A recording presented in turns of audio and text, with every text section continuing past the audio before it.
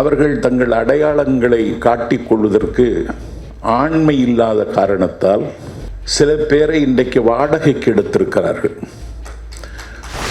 எந்த தரவும் இல்லாமல் தாண்டி குதிக்கிற பயல்கள் இந்த நாட்டில் திராவிட இயக்கத்தின் மீது கல்லறிகிறார்கள். யாசித்தே வாழ்கிற ஒரு கூலி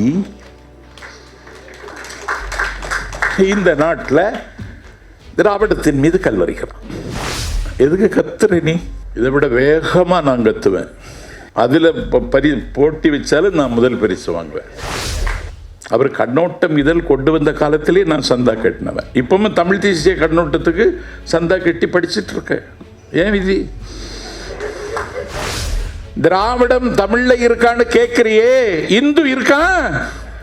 ராமநாத எழுதின கம்பெனி சொல்லல, தொண்டர்கள் மாக்கதை சொன்ன சேக்கலாறு சொல்லல, புறம்போக்கு நாய்களை நீங்க ஏண்டா சொல்றீங்க?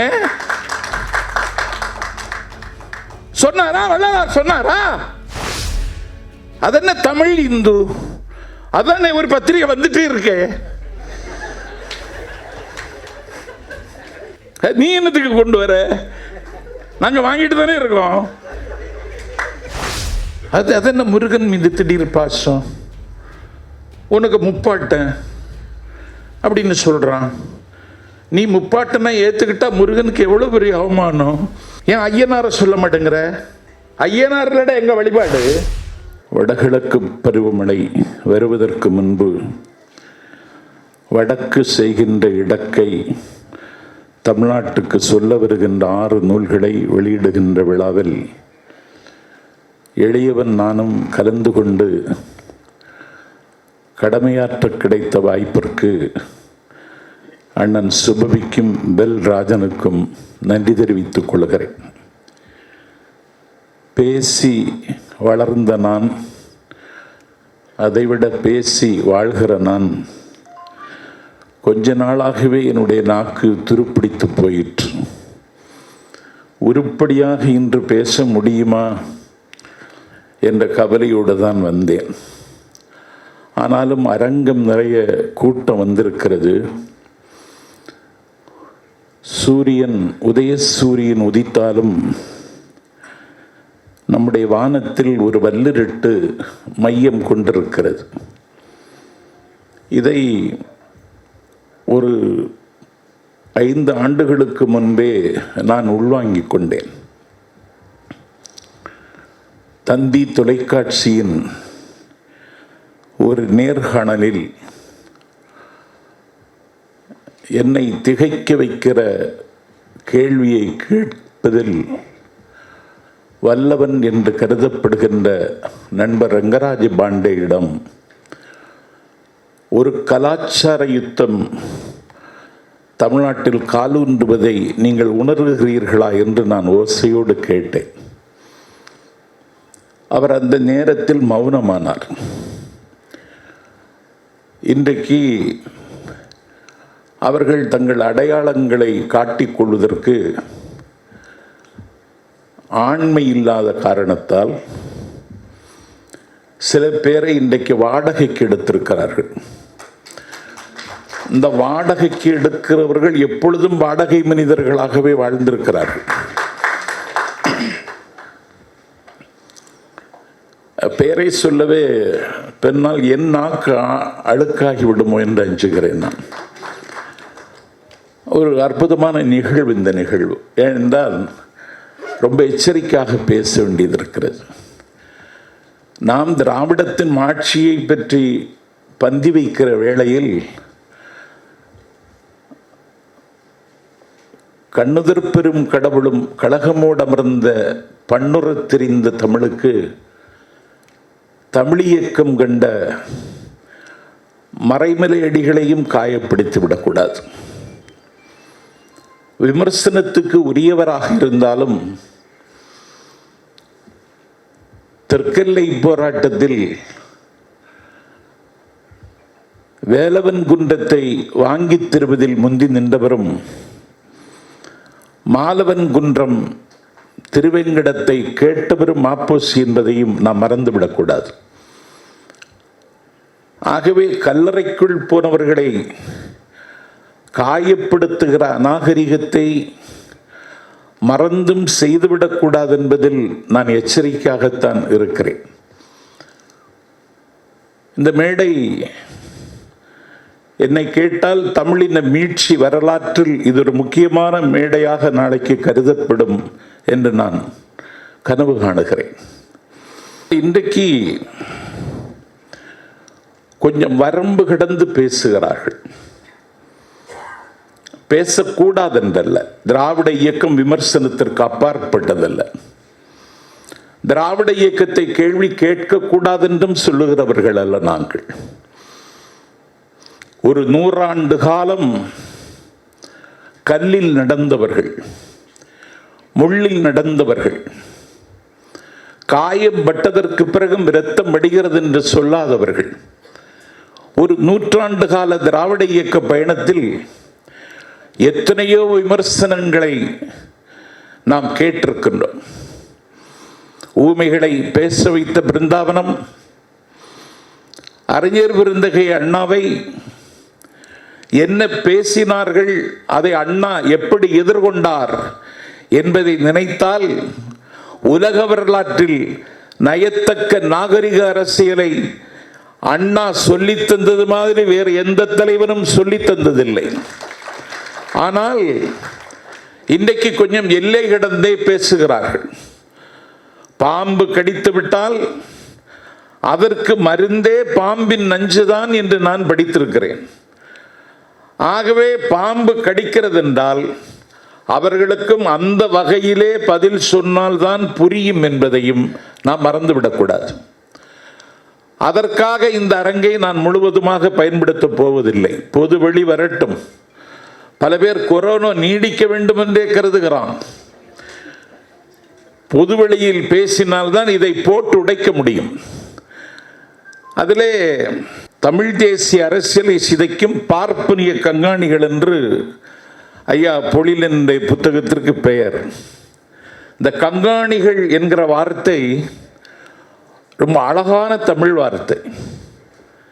10வது திருமுறையாக கருதப்படுகிற திருமந்திரத்தில் எல்லாவற்றையும் இறைவன் கண்காணித்துக் கொண்டிருக்கிறான் என்பதை சொல்வதற்கு இந்த கங்காணி என்ற சொல்லை திருமூலர் பயன்படுத்துகிறார். எங்கள் நாஞ்சில் நாட்டில் மலை பிரதேசத்தில் மாராமலையில் 10 காணியில் 6 காணியில் அந்த பழங்குடி மக்கள் தங்களை கங்காணிகள் என்றுதான் சொல்லிக் கொள்வார்கள். ஆகவே இவர்களை கங்காணிகள் என்று சொல்வதை விட பார்ப்பனிய கவர்னர்கள் என்று சொல்லியிருக்கலாம், பார்ப்பனிய காட்டி கொடுப்பவர்கள் என்று சொல்லியிருக்கலாம். ஆகவே நேருக்கு நேர் நின்று நான் ஏற்கனவே ஒரு யூடியூப் சேனல்ல அறைகோவல் விட்டிருக்கிறேன். நீ ஒரே மேடையில் விவாதிக்க தயாரா என்று நான் கேட்டிருக்கிறேன். ஏனென்றால் அவன் முகம் மட்டும்தான் பல பேருக்கு தெரியும், அவனுடைய அகம் அவ்வளவு நஞ்சு நிறைந்தது. ஜூனியர் விகடனில் ஈழத்தமிழர்கள் குறித்து அவர் ஒரு தொடர் எழுதினார். அண்ணன் சுபவிக்கு தெரியும் என்று கருதுகிறேன். ஒருவன் எழுதுகிற பொழுது அந்த எழுத்தை அவன்தான் எழுதினானா என்றும் ஆராய வேண்டியது இருக்கிறது. தமிழ்நாட்டு நிலைமை பாருங்க. நான் விகடன் அலுவலகத்திற்கே சென்றேன். யாரடா இங்க எழுதி கொடுக்கிறதுன்னு கேட்டேன். அப்போது தலைமை செய்தி ஆசிரியர் இவன் தான் அப்படின்னு ஒரு தம்பியின் பெயரை சொன்னார். நான் இப்ப இங்க சொல்லல. இப்படி இரவல் வாங்கி எழுதுகிற பயல்கள், எந்த தரவும் இல்லாமல் தாண்டி குதிக்கிற பயல்கள், இந்த நாட்டில் திராவிட இயக்கத்தின் மீது கல்லறிகிறார்கள். எது திராவிடம், எங்க இருக்கு திராவிடம் அப்படின்னு கேட்கிறாங்க. அதுல இந்த நூலிலேயே வருகிறது. திராவிட தமிழ் தேசியத்தில் ஐயா வாலாஜா வல்லவன் சொல்லுகிறார், சங்க இலக்கியம் என்று சொல்லுகிறோமே, சங்க இலக்கியத்தில் சங்கம் இருக்கா? இல்லை. சங்க இலக்கியம் என்று சொல்லுகிறோம், சங்க இலக்கியத்திலே சங்கம் என்ற வார்த்தை இல்லை. திராவிடம் எங்கே இருக்கிறது என்று கேட்டால், எந்த சொல்லை உச்சரித்தால் என்னுடைய குருதி சூடாகுமோ, எந்த சொல்லை உச்சரித்தால் என்னுடைய மூடிய கண்கள் திறக்குமோ, எந்த சொல்லை உச்சரித்தால் என்னுடைய தொண்டை குழியில் ஒரு புதிய ஜீவன் உதயமாகுமோ, எந்த சொல்லை உச்சரித்தால் என்னுடைய ஆயுள் கூடும் என்று நான் நம்புகிறேனோ, எந்த சொல்லை உச்சரித்தால் என் கனவுகளுக்கு சிறகுகள் கிடைக்குமோ, அந்த சொல்லின் பெயர் திராவிடம் என்பதை நாங்கள் எல்லா மன்றத்திலும் சொல்லுவோம். உனக்கேன் எரிச்சல் வருகிறது? திராவிடத்தின் வரலாறு உனக்கு தெரியுமா? நீ நீ நீ படித்திருக்கிறாயா? பரிதிமார் கலைஞரின் நூலை படித்திருக்கிறாயா? பன்மொழி புலவர் அப்பாத்துரை நூலை படித்திருக்கிறாயா? கால்டனுடைய கம்பேரிட்டிவ் டிராவிடியன் கம்பேரிட்டிவ் கிராமர் உனக்கு படிக்க தெரியாமல் இருக்கலாம். அதனுடைய மொழிபெயர்ப்பையாவது வாசித்திருக்கிறாயா? மனோன்மணியம் சுந்தரம் பிள்ளையை வாசித்திருக்கிறாயா? குமாரிலப்பட்டரை வாசித்திருக்கிறாயா? ரவீந்திரநாத் தாகூரை வாசித்திருக்கிறாயா? யாரையும் வாசிக்காமல், எதையும் யோசிக்காமல் யாசித்தே வாழ்கிற ஒரு கூலி இந்த நாட்டில் திராவிடத்தின் மீது கல்லறிகிறான். நான் கேட்கிறேன், நேரடியாக பேசலாமா? கருவறை நுழைவும் சாதி ஒழிப்பும் என்றொரு நூலை பேராசிரியர் சிவபிரகாசம் படைத்து தந்திருக்கிறார். கற்றறிந்த பேராசிரியர்.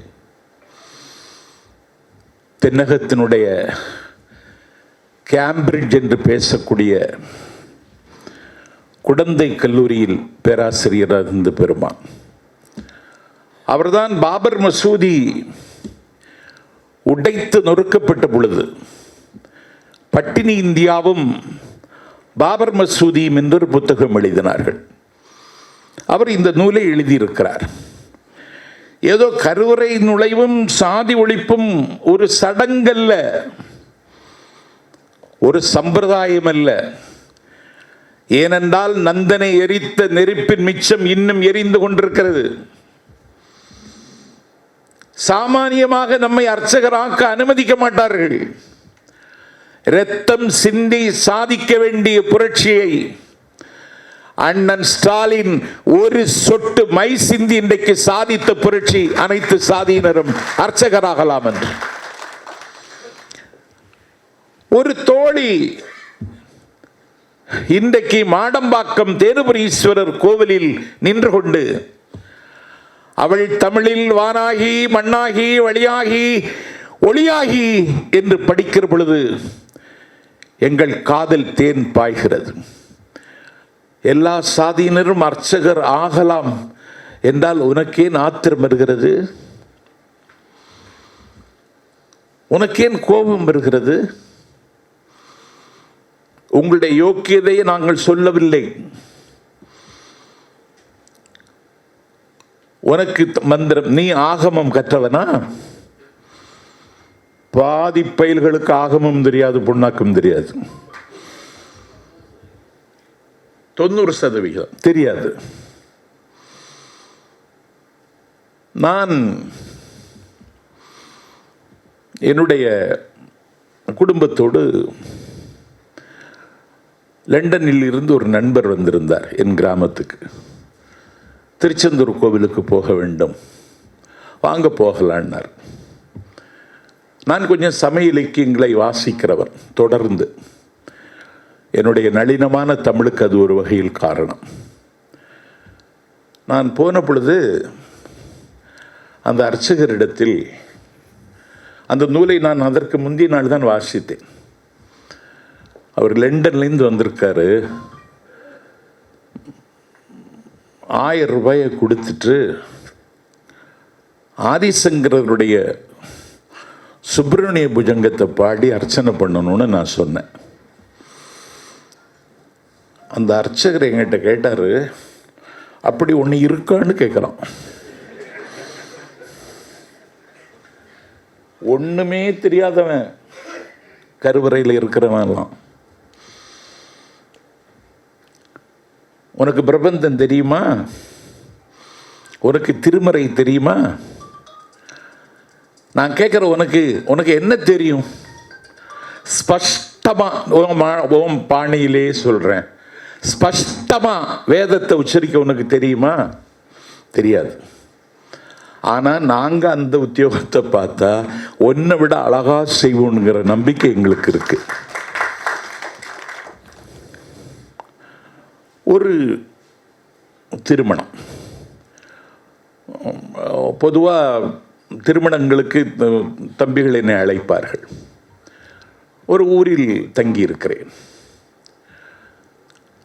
அறை கிடைக்கவில்லை. அவர்கள் அந்த கல்யாண மாப்பிள்ளை சொன்னான், அண்ணா அறை கிடைக்கல, எங்கள் வீட்டில் தங்கலாமான்னு கேட்டான். நான் சொன்னேன், உங்கள் வீட்டில் கல்யாணம், உறவுகளெல்லாம் குடியிருப்பார்கள். நான் தங்குகிற அறையில் அறை பையன்களே அனுமதிப்பதில்லை. நான் கொஞ்சம் ப்ரைவசியை விரும்புகிறவன், தம்பி வேண்டாம், நானே ஒரு மாற்று ஏற்பாடு பண்ணிக்கிறேன்னு சொன்னேன். என்ன ஏற்பாடுனா, ஒன்றில் வண்டியிலிருந்து தூங்கிடலான்னு முடிவு பண்ணேன். அப்போ அவன் சொன்னான், அர்ச்சகருக்கு ஒரு ரூம் போட்டிருக்கோம், கல்யாணத்தை அர்ச்சகர் தான் நடத்தி வைக்க போகிறார், மந்திரம் ஓத போகிறார், நான் தாலி எடுத்து கொடுக்க போகிறேன். அவர் அங்கே ஒரு பெட் இருக்குது, அதில் அண்ணன் படுத்துக்கிறதுல ஏதாவது அசௌகரியம் இருக்கான்னு கேட்டான். ஒரு அசௌகரியம் இல்லை தம்பி, எனக்கு கொஞ்சம் தூங்கணும், அவ்வளோதான், தூங்குங்கன்னா. நான் தூங்கிட்டேன். இந்த அர்ச்சகர் முதல்ல போனாங்க, அந்த மாதிரிலாம் அந்த தீ கொளுத்த அந்த புகையெல்லாம் காட்ட அந்த ஏற்பாடெல்லாம் பண்ணேன். 4 மணிக்கு எழுந்து போயிட்டார். ஒரு மணவிழாவிற்கு வந்து குளிக்காமலே அர்ச்சகர் போகிறான். நான் கண்காணிச்சுட்டே இருக்கேன். நான் தான் கண்காணி. எனக்கு அன்னைக்கு நல்ல காய்ச்சல். நான் எங்கிருந்து வர்றேன்? முக்கூடல்ல இருந்து வர்றேன். எங்க? வைத்தீஸ்வரன் கோவிலுக்கு. நல்ல காய்ச்சல்.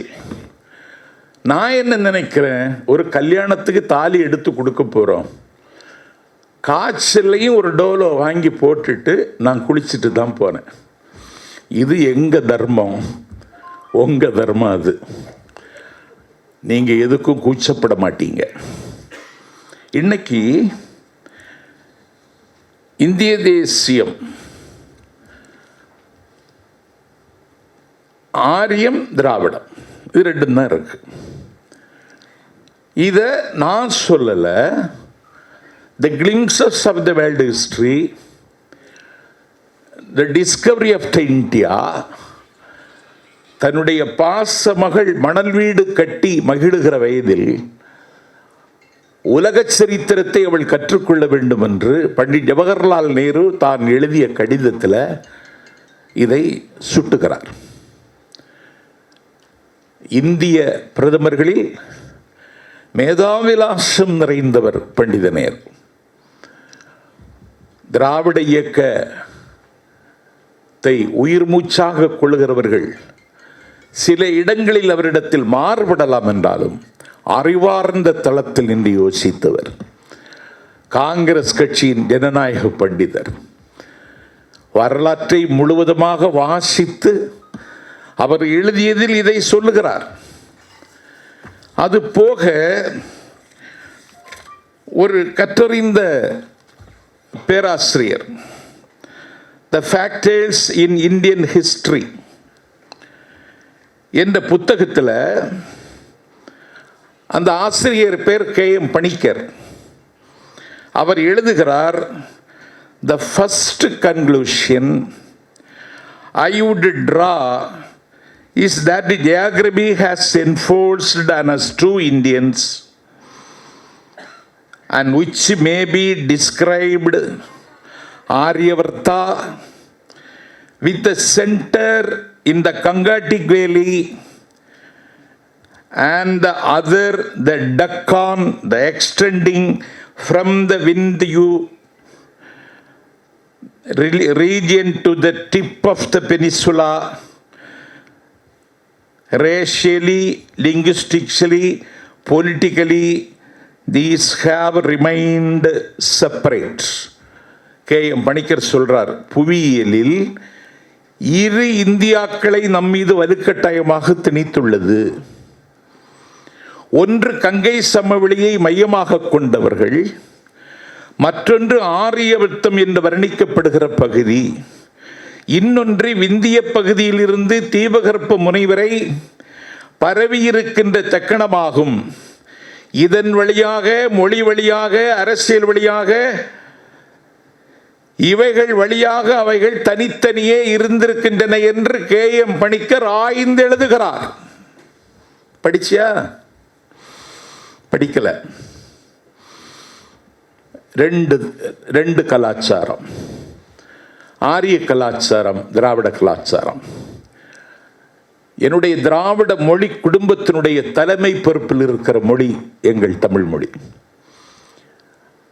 இதை நான் சொல்லுகிறேன். உலகத்திலே எல்லா மொழிக்கும் ஒரு தந்தை உண்டு, தாய் உண்டு. தந்தையும் தாயும் இல்லாத ஒரே மொழி உலகத்தில் எங்கள் தமிழ் மொழி மட்டும்தான். அதனால்தான் கண்ணதாசன் பெற்றோர் இல்லாமல் பிறந்த பெரும்பொருளேன்னா, பெற்றோர் கிடையாது தமிழுக்கு. நான் கேட்குறேன், நீ அன்னைக்கு நாவலர் பேசுவாரான், நான் கேட்டதில்லை. நாவலர் பேச்சு 1969 நாகர்கோவிலில் இடைத்தேர்தல். காமராஜர் நாடாளுமன்ற காங்கிரஸ் கட்சி வேட்பாளராக நிற்கிறார். திமுக கூட்டணியில் சுதந்திரா கட்சி வேட்பாளராக மிகப்பெரிய செல்வந்தர் டாக்டர் மத்தியாஸ் நிற்கிறார். அப்பொழுது நான் பள்ளி மாணவன். நாவலர் ஒரு இடத்துல பேசுகிறார். அன்னைக்கு தான் அவருக்கு பேச்சை கேட்டேன். நாவலர் தமிழ்நாட்டு மேடைகளில் திரும்ப திரும்ப பாவேந்தர் பாட்டை எல்லா மேடைகளிலும் தொடங்கும் போதும் முடிக்கும் பொழுதும் உச்சரித்து விட்டு தான் இறங்குவார். அதிமுகங்கிற அமைப்புக்கு போயும் அழுக்காகாமல் தப்பியதில் அவர் ஒருவர். அவர் சொல்லுவார், நீ வேற. பெரியாருடைய கடைசி பேருரையில் சொல்றார், உன் உடை என்ன, உன் உணவு என்ன, உன் நடை என்ன, உன் நாகரிகம் என்ன என்று நலிவுற்ற நிலையில் பெரியாருடைய கடைசி பேச்சில் அவர் பேசுறார். நாவலர் இன்னைக்கு சொல்லுவார், ஒரு பள்ளிவாசல்ல கொடுக்கறதுக்கு ஒரு கிடா நேர்ந்து விட்டுருக்கு. பள்ளிவாசல்ல நேர்ந்து விட்டுருக்கு, பள்ளிவாசலுக்கு நேர்ந்து விட்டுருக்குன்னு அந்த கிடாவை அந்த பகுதியில் இருக்கிற மக்கள் எல்லாம் நேசிச்சாங்க. அவங்களால முடிஞ்ச அளவுக்கு இலையோ தலையோ புல்லோ புண்ணாக்கோ பருத்தியோ கடலையோ கொண்டு கொடுப்பாங்க. மிக குறுகிய காலத்தில் ஆடு ஒரு உள்துறை அமைச்சரை மாதிரி வளர்ந்து விட்டது. எல்லாரையும் முட்டுது. அந்த ஆடு வளர்க்கிற அவன் நேர்ந்திருக்கிற அவனே கொண்டு போய் உணவு வைக்க முடியல, அவனே பயப்படுறான். அப்போ அவன் ஒரு நாள் சொன்னான், அவனுடைய மனைவிட்டா, சீனா நம்ம பள்ளிவாசலில் கொண்டு கொடுத்துருவோம், நேர்த்திக்கடனை நிறைவேற்றிடுவோம், இது இன்னும் வச்சிருக்க முடியாது, தாக்கு பிடிக்க முடியாதுன்னு சொல்லி சொன்னான். பிறகு உணவை எட்டி நின்றே எறிந்தார்கள், கொடுக்கல, எறிந்தார்கள். ஆடு சாப்பிட்டு வளர்ந்தது. பிறகு ஒரு விதமான துர்நாற்றம், குளிக்க வைக்கல, துர்நாற்றம். சரி, எப்படியாவது இந்த ஆடை கொண்டு போய் நாகூர் தர்காவில் கொண்டு சேர்க்கணும்னு சொல்லி மாசிலாமணின்னு ஒரு தமிழனை கூப்பிட்டு, உங்கள் வாடா 1000 ரூபாய் தர்றேன், வண்டியும் தந்துடுறேன், நீ கொண்டு போய் நாகூர் தர்காவில் சேர்த்துடு, நாங்கள் இன்னொரு வண்டியில் வரோம்னு சொல்லி அவன் ஆடை அவுக்கிறதுக்குன்னு நெருங்குறான். அந்த நாற்றம் பொறுக்க முடியாமல் 1000 இல்லை 5000 தந்தாலும் இந்த உத்தியோகம் வேண்டான்னு போயிட்டான். அப்புறம் ஒரு மலையாளி வர்றான். அவனும் நாத்தம் பொறுக்க முடியலன்னு போயிட்டான்.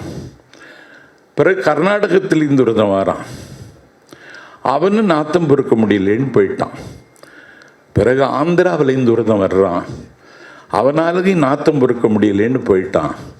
பிறகு உத்தரப்பிரதேசத்திலேருந்து ஒருத்தன் வர்றான், அவனுக்கு 1000 ரூபாய் சம்பளம்னு சொன்னால அவனுக்கு அலாதி சந்தோஷத்தில் அவன் அவுக்கிறதுக்குன்னு கிட்ட போயிட்டான். ஆடு அத்துட்டு ஓடிட்டு. ஏன்னா இவனுக்கு நாத்தம் ஆட்டுக்கு பொறுக்கல. இதுதான் உங்க ஜாதகம்.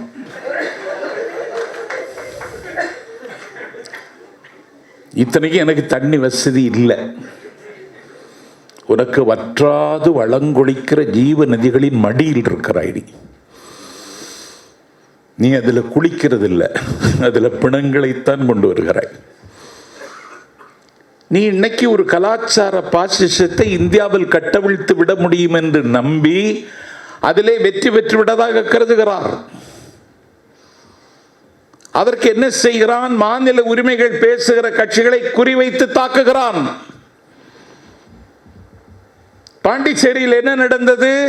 மக்கள் திலகம் எம்ஜிஆர் இந்த மண்ணில் முதலமைச்சர் ஆவதற்கு முன்னாலே அவர் ஆட்சி அமைத்த இடம் பாண்டிச்சேரி. 77 இங்க கவர்மெண்ட் ஃபார்ம் பண்ணதுக்கு முன்னாடி ஆட்சி அமைத்த இடம் பாண்டிச்சேரி. இன்னைக்கு என்னாச்சு? பாண்டிச்சேரியில் அதிமுகவுக்கு வரலாற்றில் ரெப்ரசன்டேஷன் இன்னைக்கு இல்ல. என்னடா நியாயம்? ரெப்ரசன்டேஷனே இல்லை. அதற்கு அவர்கள் வெட்கப்படவும் இல்லை. ஏன் வெட்கப்படவில்லை என்றால் கோபப்படுவார்களாம். ரெப்ரசன்டேஷன் எங்கெல்லாம் செய்திருக்க? கோவாவில் செய்துட்ட, மேகாலயாவில் செய்துட்ட, சிக்கிமில் செய்துட்ட, பீகாரில் செய்துட்ட, மத்திய பிரதேசத்தில் செய்துட்ட, எல்லா இடத்துலையும் செய்துட்டான். ஆள பிறந்தவர்களாம், ஆசீர்வதிக்கப்பட்டவர்களாம். செல்வாக்குன்னா அவ்வளவு செல்வாக்கம். ஐக்கிய நாட்டு சபையில் பேசுறான், எதிரில் அவ்வளவு கூட்டம். இதை இங்க பேச முடியாது. பெரிய சோகமே. நான் 5 வருஷமா பேசிட்டு இருக்கேன். இது பெரிய ஆபத்து.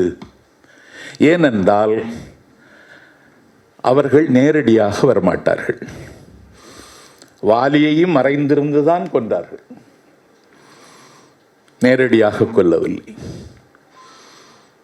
வாலி மரண சாசனமே சொன்னான், ராமா நீ என்னை மறைந்திருந்து கொன்றாய், நீ என்னை நேரடியாக கொல்லவில்லை. ராமா நீ சூரிய குலத்தில் பிறந்தவன், நீ என்னை மறைந்திருந்து கொண்ட காரணத்தினால் நீ இன்றைக்கு சந்திரனை போல களங்கம் பெற்று விட்டாய். சூரிய குலத்தில் பிறந்த ராமா நீ இன்றைக்கு சந்திரனை போல் களங்கம் பெற்று விட்டாய். ஏனென்றால் மரத்தின் பின்னால் நின்று நீ மறைந்து நின்று கொன்றாய். ஆகவே இன்று முதல் உன்னுடைய பெயர் ராமச்சந்திரன் என்று அழைக்கப்படுவதாக சொன்னது வாலி. இது வாலியின் வாக்கு மூலம். இவர்கள் மறைந்திருந்துதான் தாக்குவார்கள். அதற்கு சில பேர் அகப்படுவார்கள். இன்னைக்கு நோபல் பரிசு யாருக்கு கொடுத்துருக்காங்கன்னா, கருத்துரிமைக்கு உயிர் தந்த 2 பேருக்கு கொடுத்துருக்காங்க. ஒரு ஆள் பிலிப்பைன்ஸ், ரெண்டு நாட்டில் உள்ளவங்களுக்கு கொடுத்துருக்காங்க. இன்னைக்கு இங்கே இந்தியாவில் என்ன நடக்குதுன்னே தெரியல. நீ வெளியில சொல்றியா? வெளியில சொன்னால் உன்னால முடியுமா? ஒரே மேடையில் விவாதிக்கலாம் அப்படின்னு சொல்லி அறைகூவல் விடுறது ஏதோ சும்மா போகிற போக்கில் போடுறது இல்லை. நான் பேசுறதுக்கு தயார். நீங்க யாராவது தயாரா? ஏன்னா உங்கள்கிட்ட தரவில்லை. நீங்க எதுக்கு இப்படி வர்றீங்க? உங்களுக்கு இது பிழைப்பு, உங்களுக்கு இதில் ஒரு சுகம். ஆனால் சுபவிக்கு ஞாபகம் இருக்கு, அவருடைய இடதுசாரி தமிழ் தேசிய நூலை பாண்டிச்சேரியில் அறிமுகம் செய்து நான் பேசினேன். நீங்கள் அடிமையாக இருப்பதிலே சுகம் காணுகிறவர்கள், அடிமையாக இருப்பதிலே ஆதாயம் கிடைத்தால் அதிலே அகமகிழ்ச்சி அடைகிறவர்கள். இதுதான் உங்கள் வரலாறு. சோவியத் அடிமைகள் இருந்தார்கள், அவர்களை விலைக்கு வாங்குவார்கள், முடியை மொட்ட சிரைப்பார்கள், பயங்கர வழுக்கையா இருக்கும், முட்ட சிரைத்து விடுவார்கள். அந்த அடிமையின் முடியில், தலையில் இருக்கிற முடியெல்லாம் ஒட்ட சிரைத்த பிறகு முடியே இல்லாமல் வலுவழுப்பாக இருக்கிற அவனுடைய தலையில் தலைமுடி வளர ஆரம்பிக்கும். இது முடியின் இயல்பு, அது மேலேதான் வளரும். முடி வளர ஆரம்பிக்கிறது. முடி வளர ஆரம்பிப்பதை எஜமான் விரும்பவில்லை. முடி மேலேதான் வளரும். அதனால் என்ன செய்து விட்டான்? குதிரை தோலை உரித்து அவனுடைய தலையில் இறுக கட்டி முடி மேலே வராமல் பார்த்து கொண்டார்கள். முடி மேலே வராது, குதிரை தோலை இறுக்கி கட்டிட்டான். ஆனால் முடியின் இயல்பு மேலே வரும். ஆனால் குதிரை தோல் அதற்கு அனுமதிக்கவில்லை. முடி மேலே வளர்கிறது, குதிரை தோல் வர அனுமதிக்கவில்லை. அவனுக்கு தலை வலிக்கிறது, அவனுக்கு கண்கள் சிவக்கிறது, அவனுக்கு நெஞ்சு நோகிறது, அவனுடைய குறி சூடேகிறது, அவனுடைய இரத்த அழுத்தம் எகிறுகிறது. மேலே வருகிற வளரக்கூடிய முடியை மேலே வளர விடாமல் குதிரை தோலை வச்சு அழுத்தி கட்டி அவனை ஆதிக்கம் செலுத்துகிற அந்த ஆதிக்கத்தை அவன் எதிர்க்க முடியவில்லை. முடி வளரவும் வாய்ப்பில்லை. இப்படி எல்லாம் பிறழ்ந்து போன நிலையில், அவனுடைய புலனும் பொறியும் சிதைந்து போன நிலையில், எதிரில் அவனை ஈன்று புறம் தந்த, முந்தி தவமிருந்து 300 நாள் சுமந்து பெற்ற அன்னை வருகிறாள். பால் தந்த தாயை அவன் எட்டி உதைக்கிறான். ஏனென்றால் அவள்தான் அம்மா என்று அவனுக்கு தெரியாது, அந்த அடிமைக்கு தெரியாது. அவனை சான்றோனாக்கி அழகு பார்த்து தந்தை வருகிறார், அவர்தான் அப்பா என்று அவனுக்கு தெரியவில்லை. அவன் நொடிந்த பொழுதெல்லாம் அவனுக்கு ஏணியாகவும் தோணியாகவும் இருந்தவன் உயிர் தோழன் வருகிறான். அவனை வெட்டறிவாளால் வெட்டுவதற்கு ஓடுகிறான். தாயை, தந்தையை, உடன் பிறந்தவனை, சுற்றத்தை, உயிர் தோழனை யாரை பார்த்தாலும் வெட்டப் போகிறான் என்றால் அந்த அடிமை அப்படி பழக்கப்படுத்தப்பட்டிருக்கிறான். அந்த அடிமைகள்தான் இங்கே தமிழ் தேசியம் பேசுகிற தமிழ்நாட்டில் இருக்கிற நவீன அடிமைகள். உங்களை அப்படி அவன் பழக்கப்படுத்தி வைத்திருக்கிறான். எதுக்கு கத்துற நீ? இதை விட வேகமா நான் கத்துவேன். அதுல போட்டி வச்சாலும் நான் முதல் பரிசு வாங்குவேன். எதுக்கு கத்துற? நீ என்ன சொல்ல வர்ற? மணியரசன் படித்தவர், இந்த பயலாவது படிக்கல. எந்த பயல்னு உங்களுக்கு தெரியும். மணியரசன் படித்தவர். அவர் கண்ணோட்டம் இதழ் கொண்டு வந்த காலத்திலே நான் சந்தா கட்டினவன். இப்பவும் தமிழ் தேசிய கண்ணோட்டத்துக்கு சந்தா கட்டி படிச்சுட்டு இருக்கேன். ஏன் விதி?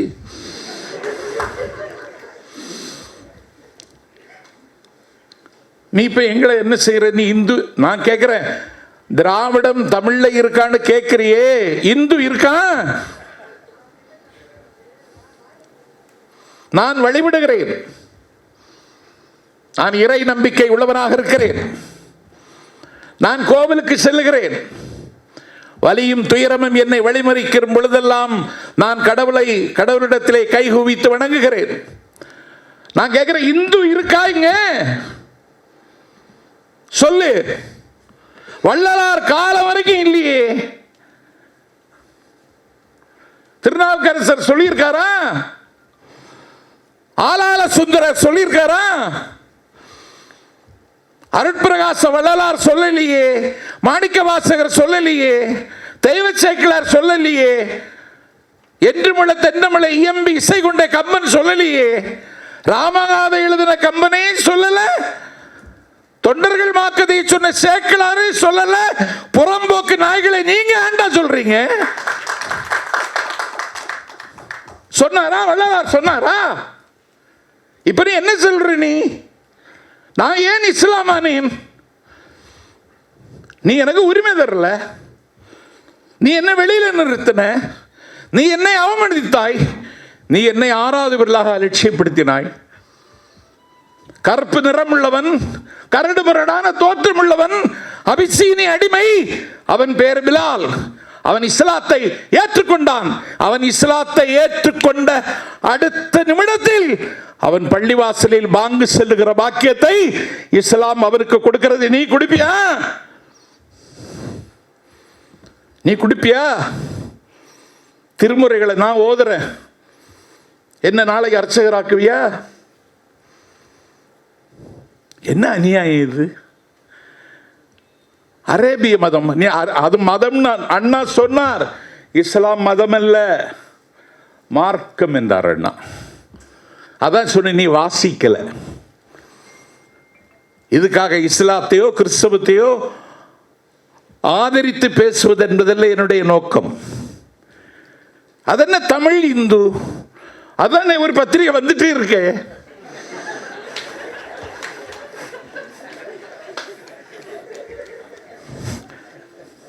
நீ என்னத்துக்கு கொண்டு வர? நாங்க வாங்கிட்டு தானே இருக்கோம்.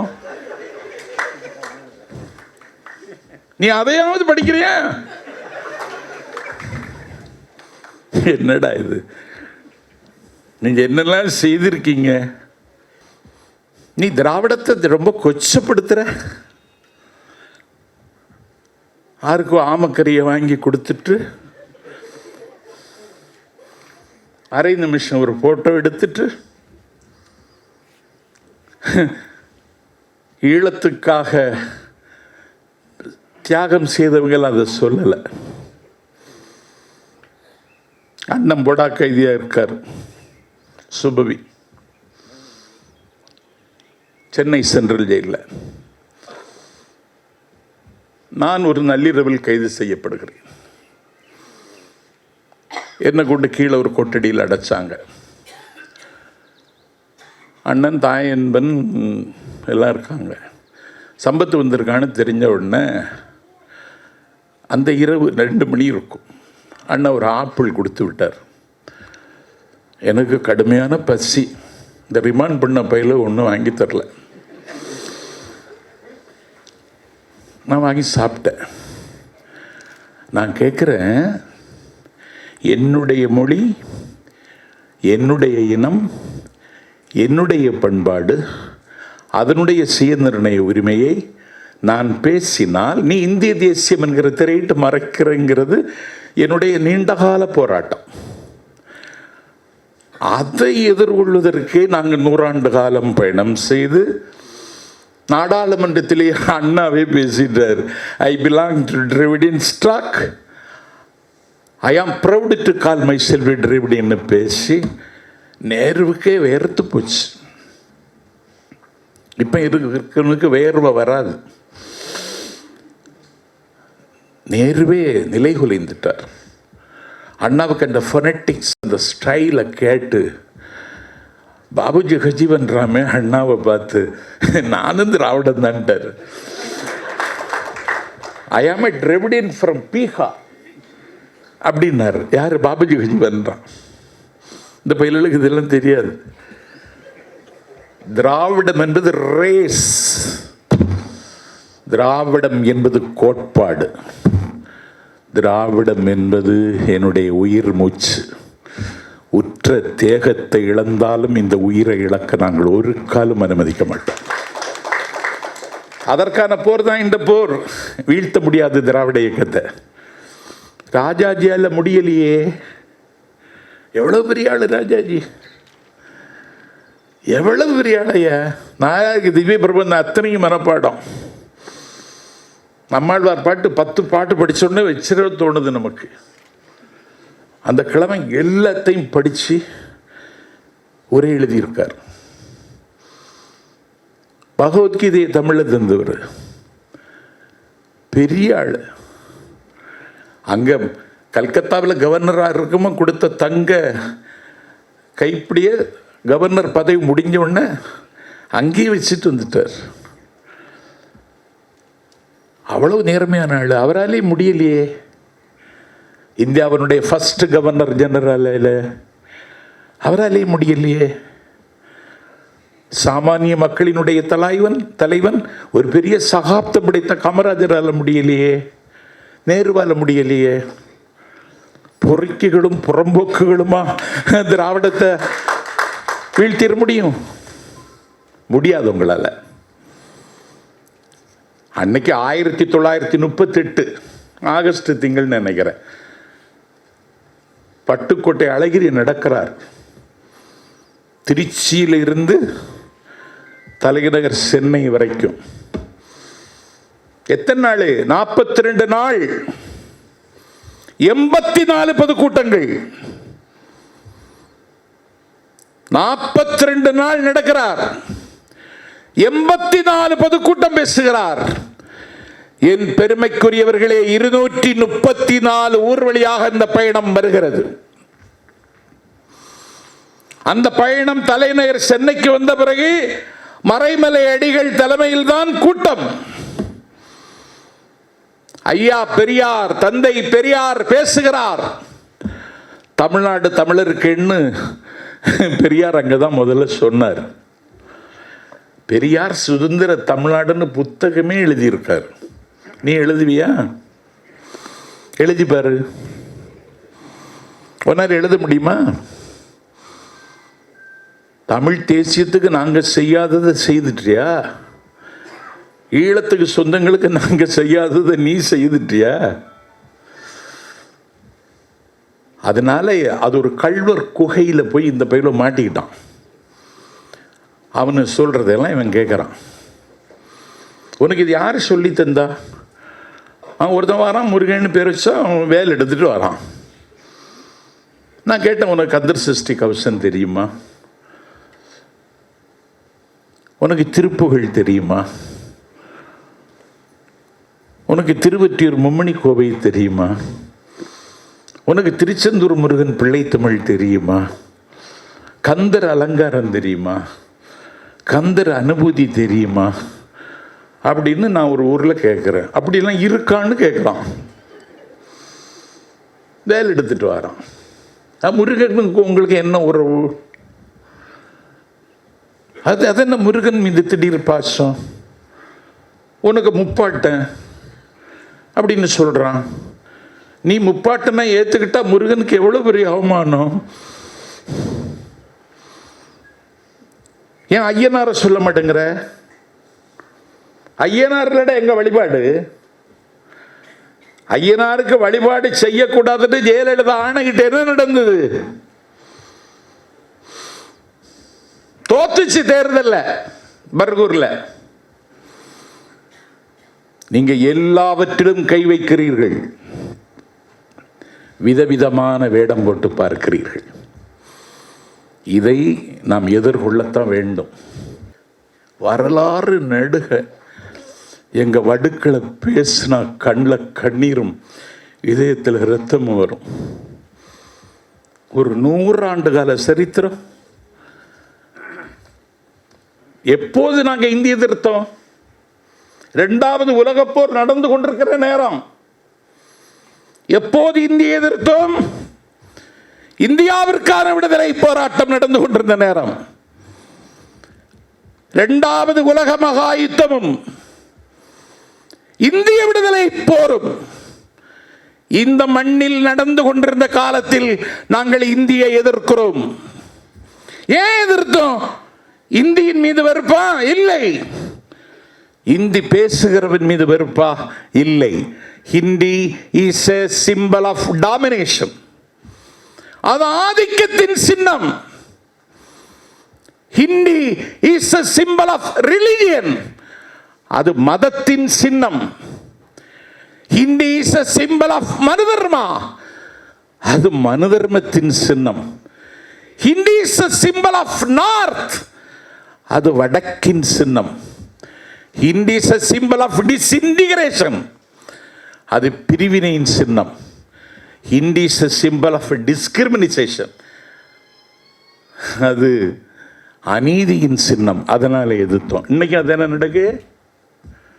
நீ கனிமொழி எம்பிட்டையே ஹிந்தி தெரியுமான்னு கேட்கிறியே. எம்பி, மெம்பர் ஆஃப் பார்லிமெண்ட், எனக்கு என்ன அதிகாரம் இருக்கு? 10 கோடி ரூபாய் ஒரு நாடாளுமன்ற உறுப்பினர் தன் தொகுதி மக்களுக்கு செலவழிப்பதற்கு கொடுத்த ஃபண்டை எடுத்துட்டியே. பிரைம் மினிஸ்டர் கேர் ஃபண்ட் அப்படின்னு சொல்லி ஒரு ஃபண்டை உருவாக்கி அதுக்கு கணக்கு கேட்கப்படாதுங்கிறியே.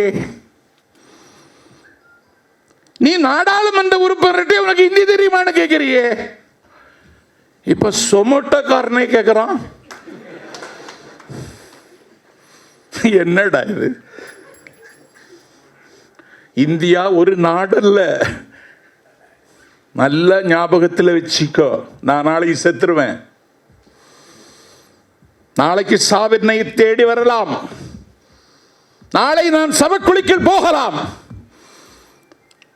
ஆனாலும் ஒரு தலைமுறை இந்தியா ஒரு நாடல்ல என்று சொல்லுகிற ஒரு தலைமுறை தொடர்ந்து இந்த மண்ணில் இருக்கும். அதற்கான விதை இங்கே விதைக்கப்பட்டிருக்கிறது. சொன்னவன் TM Nair. India could not be considered as a nation. ஏன்னா ஒன்றும் இல்லாத இடத்தில் கூட அவர்கள் தாமரையை உருவாக்கிடுவாங்க.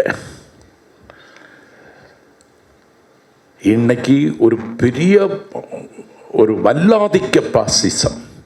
ஹிட்லர் கதையெல்லாம் படிச்சிருக்கோம். அதையெல்லாம் மிஞ்சிட்டானோ. இந்த நாட்டில் எதிர்த்து கேள்வி கேட்டால் பேசுனா என்ன வேணாலும் செய்வாங்க.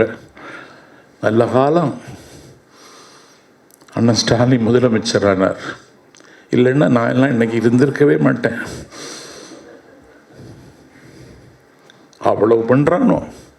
ஒரே நாள் ஒரு யூடியூப் சேனலில் ஒரு 2 செய்தி ஒரு விமர்சனமாக கொடுத்தேன். என்னுடைய ஸ்டைலில், என்னுடைய மொழியில் 12 வழக்கு ஒரே நாள் போடுறான். அது என்ன கேஸுன்னா உமன்ஸ் ஹராஸ்மெண்ட் மேலே. நான் கங்கனா ராவத்து பக்கத்தில் இருந்து உட்கார்ந்தாலே பார்க்க மாட்டேன். என் மேல உமன்ஸ் ஹராஸ்மெண்ட் கேஸ் போடுறோம். நீ ஜனநாயகம் பேசுறியா? இந்த இனம் சார்ந்து சிந்திக்கிற மரபு இருக்கு. எங்களுக்கும் மராட்டிய மக்களுக்கும் உரிமை உள்ளது. அங்க மகாத்மா ஜோதிரே புலே இருந்தார். சிவாஜி காலத்தில் அது அரங்கேறிடுச்சு. அண்ணாவினுடைய சிவாஜி கண்ட இந்து சாம்ராஜ்யத்தை படிச்சா இவங்களுக்கு முகவரியும் முகமும் நமக்கு தெரிஞ்சிடும். அங்கே நரேந்திர தபோல்கரை கொண்டார்கள். கோவிந்த பன்சாராவை கொண்டார்கள். கம்பி பல்கலைக்கழகத்தின் முன்னாள் துணைவேந்தர் பேராசிரியர் கல்புர்கே கொண்டார்கள். என் பெருமைக்குரியவர்களே, தமிழ்நாட்டில் தடை செய்யப்பட்ட பெருமாள் முருகனுடைய புதனத்தை கன்னடத்தில் மொழிபெயர்த்து கருத்துரிமைக்கு உயிர் தந்த கௌரி லங்கேஷ் அவள் வீட்டு முற்றத்திலேயே சுட்டுக் கொண்டார்கள். கைதி பழங்குடி மக்களுக்காக பாடுபட்டவர் ஸ்டேன்ஸ் பாதிரியார். ஒரு குவளை தண்ணீரை கையில் ஏந்தி குடிப்பதற்கு வலிவற்றவராக சிறையில் எல்லா வசதிகளும் மறுக்கப்பட்டு சபிக்கப்பட்டவராக படுத்து கிடந்தார். அவருடைய ஜாமீன் கூட மறுக்கப்பட்டு நீதிமன்றமே அவரை கொன்று புதைத்தது. நான் உங்களுக்கு கவலையோடு சொல்லுகிறேன், வாழ்க்கையின் அந்திம காலத்தில் நிற்பதாகத்தான் நான் நினைக்கிறேன். இனி நமது பிள்ளைகள், நமது சந்ததிகள் இந்த நாட்டில் அவர்கள் தங்களுடைய சுயத்தை அறிந்து கொள்ளாமல் போவார்களானால் இந்த சமூகத்தை அவர்கள் சூறையாடி விடுவார்கள். வரலாற்றில் இப்படி சூறாடியதற்கான நிறைய உதாரணங்கள் நமக்கு கிடைக்கின்றன. நாங்கள் தமிழுக்கு செய்தோம், சபிக்கப்பட்டவர்களுக்கு செய்தோம், நிராகரிக்கப்பட்டவர்களுக்கு உதவினோம். இந்த தமிழகம் இன்றைக்கு இந்த அளவுக்கு வெளிச்சத்தோடு என் கண்ணுக்கு தெரிகிறது என்றால் திராவிட இயக்கம் தன்னை உருக்கி தந்த ஒளி இந்த ஒளி, அதை மறந்து விடாதீர்கள். ஆனால் இதை இருட்டடிப்பு செய்து சத்தம் போட்டு பேசினா மாற்றிடலான்னு நினைக்கிறான். ஒன்று வச்சுக்கோ, பெரிய ஸ்டார் கேண்டிடேட்டு வேண்டான்னு முடிவெடுத்துட்டான், தமிழ்நாட்டில் ஈடுபடாதுன்னு. அதனால் இந்த தப்பாட்டத்தை எல்லாம் நிறுத்துறது நல்லது. தமிழர்கள் பேசிக்கொண்டு தான் இருப்பார்கள்னு நினச்சிட்டு இருக்கக்கூடாது. அதனால் இந்த அவதூறு பிரச்சாரத்தை எதிர்கொள்வதற்குத்தான் இந்த புத்தகம். ஐயா சீரம் செந்தில்நாதன் பேசினால் கேட்டுக்கொண்டே இருக்கலாம் என்கிற அளவிற்கு நகைச்சுவை துணுக்குகளும் தோரணங்களும் அவருடைய வாயிலிருந்து வந்து கொண்டே இருக்கும். ஆனால் அவருக்கு இன்றைக்கு தொண்டை ஒத்துழைக்கவில்லை. எப்போதுமே திராவிட இயக்க மேடைகள் தமிழ்நாட்டில் சில விளைவுகளையும் உருவாக்கி இருக்கிறது. சில புதிய அறிமுகங்களையும் திராவிட இயக்க மேடை தான் தமிழ்நாட்டுக்கு செய்திருக்கிறது. அந்த வகையில் இன்றைக்கு ஒரு புதிய அறிமுகம். பேசுகிற பேச்சாளருக்கு தொண்டை ஒத்துழைக்காவிட்டால் அவர் நினைத்ததை பேசுவதற்கு இன்னொரு பேச்சாளர் வரலாம்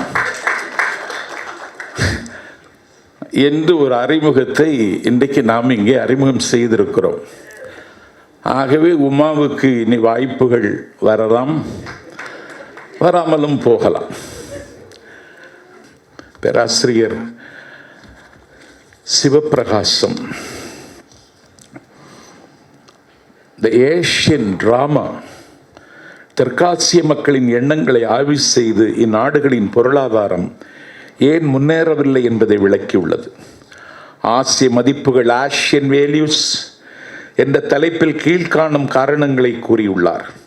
அக்காரணங்களே நம் மக்கள் ஏன் முன்னேறவில்லை என்பதற்கு பொருந்துவதாக அமைந்துள்ளன.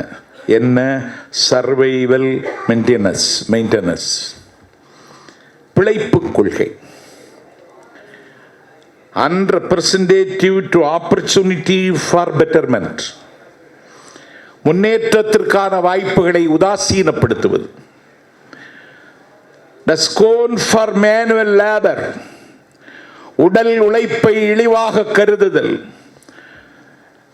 unwillingness to work for others, பிறர் நலத்திற்கு உழைக்க விருப்பமின்மை,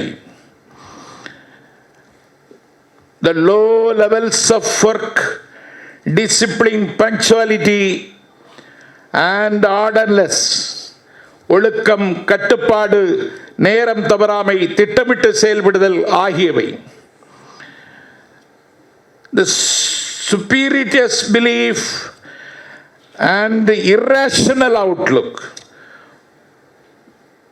மூட நம்பிக்கைகளும் பகுத்தறிவற்ற பார்வை. The lack of alertness, துரிதத்தன்மையின்மை.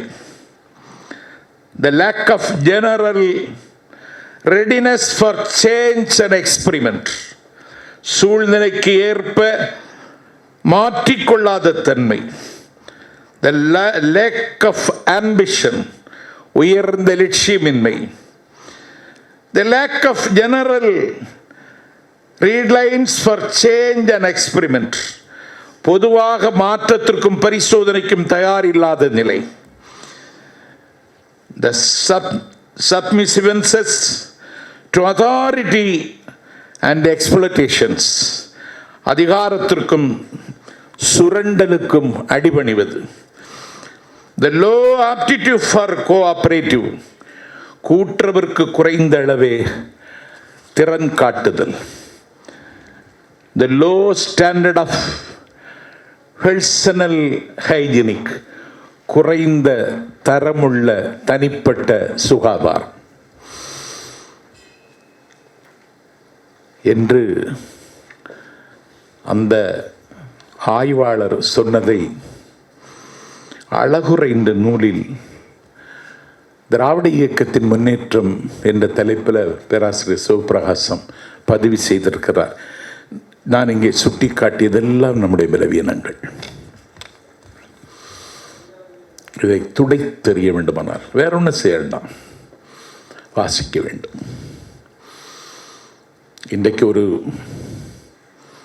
மாறி வருகிற உலகத்தில், டிஜிட்டல் மயமாகி வருகின்ற உலகில் நம்முடைய எண்ணங்களை டிஜிட்டல் மூலமாகவும் இணையதளம் மூலமாகவும் பரிமாறிக்கொள்வதுதான் வாய்ப்பென்று நீங்கள் கருதினாலும் இந்த நூலை வாங்குங்கள், வாசியுங்கள், வாசிக்க கொடுங்கள். அண்ணன் சுபவி பகத்சிங்கின் உண்மை வரலாறுன்னு ஒரு புத்தகம் ஏற்கனவே எழுதியிருக்கிறார். அவர் நிறைய நூல் எழுதியிருக்கிறார். இந்தியாவினுடைய விடுதலை போராட்டம் அது அஹிம்சையாலோ ஆட்டுப்பாலாலோ நிலக்கடலையாலோ சாத்தியமானதல்ல. இந்தியாவினுடைய விடுதலையிலும் ஆயுதத்தின் பங்களிப்பு இருந்தது என்பதை அவருக்கு புத்தகத்தை படிச்சுதான் நான் தெரிஞ்சுக்கிட்டேன். ஆனால் நான் எனக்கு தெரிஞ்சது மாதிரி பேசும், அது ஏன் குறை.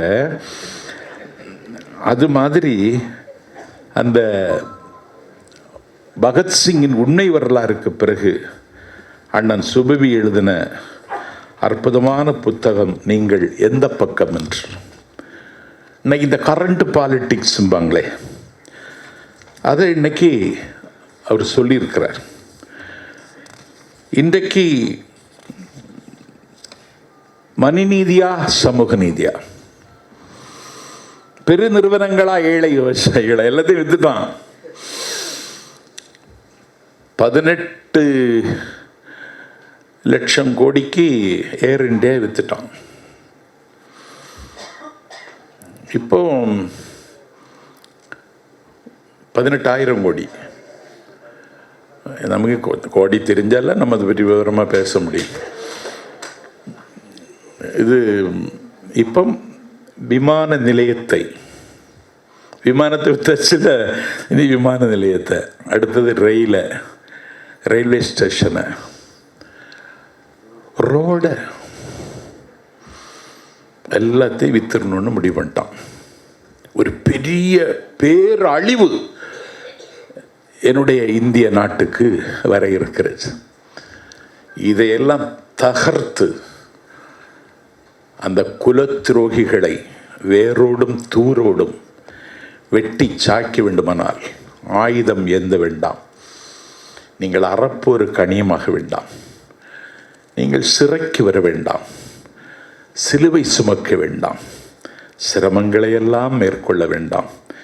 என் மானத் தமிழர்களே, அண்ணன் சுபவியின் நீங்கள் எந்த பக்கம், பேராசிரியர் முனைவர் சிவபிரகாசத்தின் கருவறை நுழைவும் சாதி ஒழிப்பும், வாலாஜா வல்லவனின் திராவிட தமிழ் தேசியம், பொழிலனின் தமிழ் தேசிய அரசியலை சிதைக்கும் பார்ப்பனிய கண்காணிகள், ஆளி செந்தில்நாதனின் பச்சை துரோகம், பேராசிரியர் கருணானந்தனின் திராவிடம் யாருக்கு சொந்தம் என்ற புத்தகங்களை வாசித்தும் வாசிக்க கொடுத்தும் ஒரு வரலாற்று மாற்றத்திற்கான வாசலை திறந்து வைக்க அணியமாகுங்கள். இதுதான் நாம் ஏந்த வேண்டிய ஆயுதம் என்பதை உங்கள் கவனத்திற்கு கொண்டு வந்து இந்த எளியவனுக்கு இந்த வாய்ப்பை தந்திருக்கின்ற கரிஞ்சட்டை பதிப்பகத்திற்கும் அண்ணன் சுபவிக்கும், இதுகாரம் எளியவன் பேச்சை செவிமடுத்த உங்களுக்கும் என்னுடைய நன்றியை தெரிவித்து